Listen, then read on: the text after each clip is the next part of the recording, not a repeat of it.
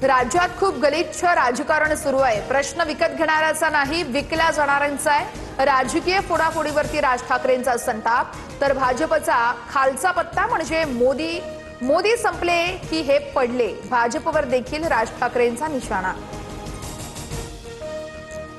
उपमुख्यमंत्री एकनाथ शिंदे आज दिल्ली दौऱ्यावर। येत्या 2 दिवसात केंद्रीय मंत्रिमंडळाचा विस्तार। श्रीकांत शिंदे आणि ओमराज निंबाळकर केंद्रीय मंत्रिपदाची शपथ घेण्याची शक्यता, सूत्रांची माहिती।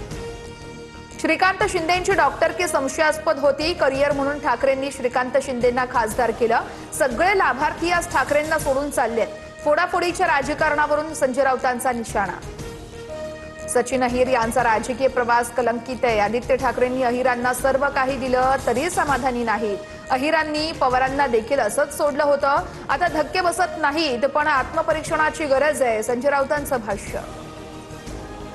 ऑपरेशन वरळी हा ऑपरेशन टायगरचाच भाग आहे। सचिन अहिर यांच्या पक्षप्रवेशावरून मंत्री उदय सामंतांचं विधान, तर ठाकरेंसोबत लोक राहत नाहीत हे सिद्ध झालंय, सामंतांनी डिवचलं।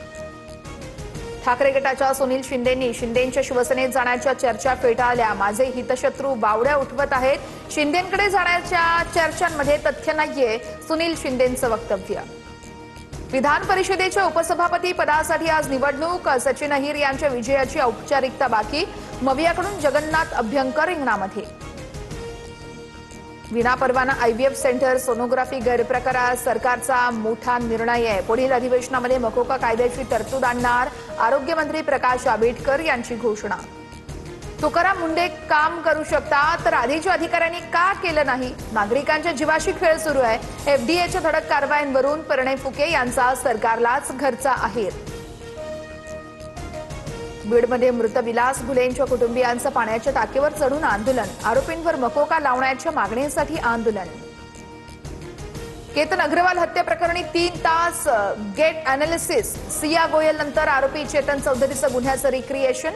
केतन अग्रवाल हत्या प्रकरणाच्या तपासाला वेग। जुलैच्या सुरुवातीलाच मोठा दिलासा। व्यावसायिक एलपीजी सिलेंडर स्वस्त, घरगुती सिलेंडरचे दर कायम। हॉटेल व्यावसायिकांसह उद्योजकांना मोठा दिलासा। नायरा एनर्जीकडून पेट्रोल 5 रुपये तर डिझेल 3 रुपयांनी स्वस्त। 2 वर्षातील सर्वात मोठी दर कपात। विमान इंधनाच्या दरातही प्रति लिटर 5 रुपयांची कपात। आजपासून नवीन आर्थिक महिन्यामध्ये मोठे बदल। पासपोर्टच्या शुल्कामध्ये वाढ, तर आधार कार्ड अपडेट करण्याची सुविधा 6 महिने मोफत असणार। विना तिकीट प्रवाशांना 500 रुपयांचा दंड, तर HSRP नंबर प्लेट नसल्यास मोठा भुर्दंड बसणार। मुंबईसह उपनगरात पावसाची संततधार। कांदिवली, बोरिवली, मालाडमध्ये रिमझिम पाऊस।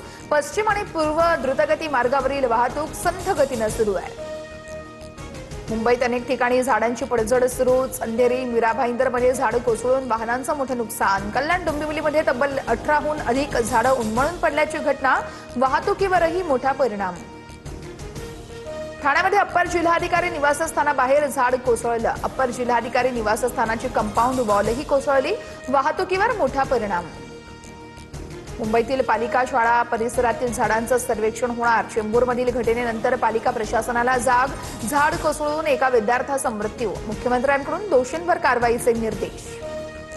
राज्यात पावसाचा जोर आणखी वाढणार। मुंबई, ठाण्यासह कोकण आणि विदर्भातील काही जिल्ह्यांना आज मुसळधार पावसाचा इशारा, तर पालघर, पुणे, नागपूरसह 19 जिल्ह्यांना येलो अलर्ट जारी। रायगडमध्ये अंबा या नदीनं इशारा पातळी ओलांडली आहे। नदीकाठच्या गावांना सतर्क राहण्याचं आवाहन करण्यात आलेलं आहे। उत्तराखंडमधील अनेक जिल्ह्यांमध्ये 4 दिवस अतिवृष्टीचा हाय अलर्ट। रुद्रप्रयागमधील अलकनंदा नदीला पूर। नदीकाठचे सर्व प्रमुख घाट पूर्णपणे पाण्याखाली, तर चारधाम यात्रेवरही मोठा परिणाम। जम्मू आणि काश्मीरच्या डोडा जिल्ह्यामध्ये 2 ठिकाणी ढगफुटी। परिसरात भीषण पूरस्थिती। ढिगाऱ्यांमुळे रस्ते ठप्प। रस्ते मोकळे करण्यासाठी युद्धपातळीवर प्रयत्न सुरू। गोव्यामध्ये 60 दिवस समुद्रात उतरण्यास बंदी लागू। पाण्यामध्ये उतरल्यास थेट तुरुंगात जावं लागणार। पर्यटकांच्या सुरक्षेसाठी प्रशासनाचा मोठा आणि महत्त्वाचा निर्णय। रत्नागिरी शहराला पाणीपुरवठा करणारे धरण तुडुंब भरले। 3 दिवसांपासून समाधानकारक पाऊस। शीळ धरण ओव्हरफ्लो, तर सवतकडा धबधबाही ओसंडून वाहतोय। मी आधीच 4 मर्डर केले आहेत, पुढचा तुझा नंबर. पनवेल सीएसएमटी लोकलमध्ये मद्यधुंद प्रवाशाचा धिंगाणा, प्रवाशांना शिवीगाळ करत अरेरावी. व्हिडिओ सोशल मीडियावर व्हायरल. पाकिस्तानच्या एसी तळांवरती भीषण ड्रोन हल्ले, पाकिस्तानच्या हल्ल्याला तालिबानचं सडेतोड उत्तर, अनेक दहशतवाद्यांचा खात्मा. मराठी रंगभूमीचा सुवर्णकाळ हरपला, ज्येष्ठ दिग्दर्शिका विजया मेहता यांचं वयाच्या 92व्या वर्षी निधन, मुख्यमंत्री फडणवीसांकडून ट्विट करत श्रद्धांजली अर्पण.